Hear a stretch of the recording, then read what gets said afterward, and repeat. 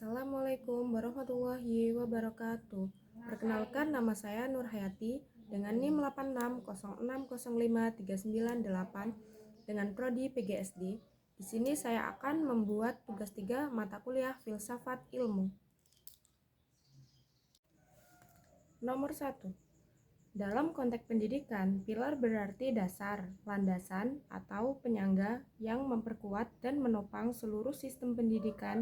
Pilar berfungsi sebagai prinsip utama yang menjadi pedoman dalam perencanaan, pelaksanaan, dan evaluasi pendidikan. Secara analitas, pilar pendidikan tidak hanya menjadi fondasi teoritas, tetapi juga menentukan arah dan kualitas proses pembelajaran. Jika pilar diterapkan dengan baik, maka sistem pendidikan akan mampu mengembangkan pengetahuan, keterampilan, sikap, dan karakter peserta didik secara seimbang. Begitu juga sebaliknya, jika salah satu pilar diabaikan, tujuan pendidikan menjadi kurang optimal. Nomor 2. Prinsip dasar pendidikan menurut Ki Hajar Dewantara terdiri dari 3 semboyan yang mengembangkan peran pendidikan dalam membimbing peserta didik. 1. Ing ngarso sung tudolo, di depan memberi teladan. Guru atau pendidik harus menjadi contoh yang baik dalam sikap, perilaku, dan tindakan. Keteladanan menjadi cara efektif untuk menanamkan nilai positif kepada peserta didik. Yang kedua, ing madya mangun karso, di tengah membangun kemauan. Saat berada bersama peserta didik, guru berperan membangkitkan semangat, motivasi, dan kreativitas belajar. Guru menciptakan suasana yang mendorong peserta didik aktif dan percaya diri. Yang ketiga, tutwuri handayani, di belakang memberi dorongan.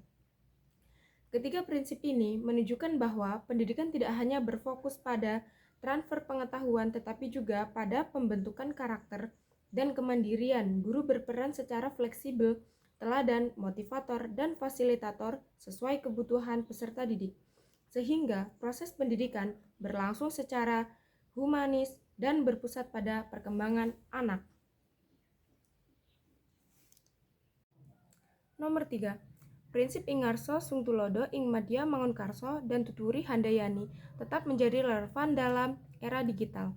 Karena pendidikan tidak hanya bertujuan mengembangkan pengetahuan, tetapi juga membentuk karakter dan kemampuan peserta didik dalam memanfaatkan teknologi secara bijak.